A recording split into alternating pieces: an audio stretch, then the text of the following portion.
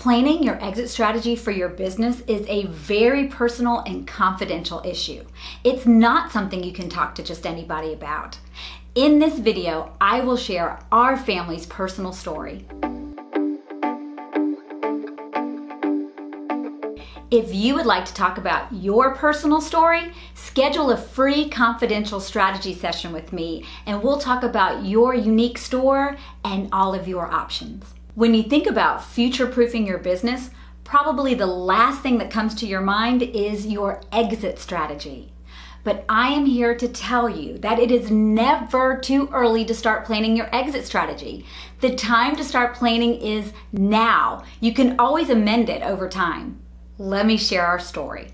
So, back in 2007, sales were at an all-time high. My husband and I loved parts of our business, and then of course there's parts of retail business that frustrate all of us. You know, you have parts you love, you have parts that you hate. So in 2007, we thought, we're on top of our game. Sales are great. Maybe we should explore options of selling our store. So we got a broker, and boy, did we learn a lot. First, we learned how to value our business, and what we discovered is our business was not as valuable as we thought it was. Even though sales were at an all-time high, so were our expenses. We were not running our business to be the most profitable as we could be. Our story goes that we did find a buyer to come in as a partner with us, and within 2 days of the due diligence being up, the stock market crashed. He lost a ton of money and backed out of the deal. So we had to roll up our sleeves, dig in, and start figuring out how to make our business more profitable. What became obvious to us is we were running an operations-focused business, and we needed to change and become a sales-focused business. We needed to quit spending so much time working in our business and step back and work on our business.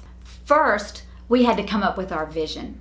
Once we had created our vision, we developed our retailer's blueprint. And from there, we had to reassess every job or role we had within our business, and we had to get rid of some of those jobs and reevaluate, and then create some new roles for people within our company. We instituted more sales training and coaching into our business. We started coaching to the numbers with our associates, and we started doing quarterly collaborations with all of our managers and associates instead of just an annual review. We professionalized our business with documented policies and procedures and systems. I'm going to share with you a motto I think I've shared before, but I learned this from Bob with Whiz Bang Training. If it ain't written, it ain't real. So write it down. We did all these things knowing that we were making our business more valuable when the timing was right and we were ready to look for another buyer. Here's a pro tip for you. Another thing I learned from our broker. Our business was more valuable if it was not 100% dependent upon myself and my husband. So in all that we were doing, in all of these changes, we were building a superstar team of associates and managers so that we were able to take more vacations. And as we made the business more profitable, we got to go on some amazing vacations. We wanted to know that when the timing was right for us, that we were in the driver's seat. So we were planning our exit strategy. Do you have an exit strategy? Have you thought about it? Are you in the driver's seat? So what are your options? Would you want to sell to a new owner and be able to walk away? Okay, here's my hint on that one. Never, never, never finance the business on your own. I've seen that go wrong for too many people where they run the business in the ground and then you're just left with a dead business. So do not finance.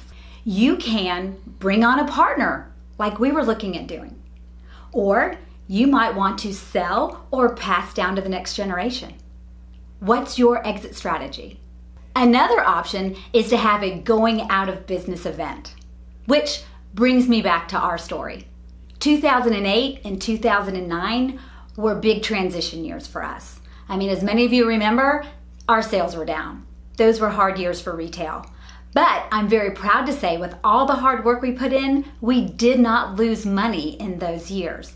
Then in 2010, we were set up for success. Many successful years later, my husband and I wrote a new vision for our lives, and we were ready to move on to a new adventure. But this time, we were not prepared to sell our business, which was our brand, which was our family name and heritage.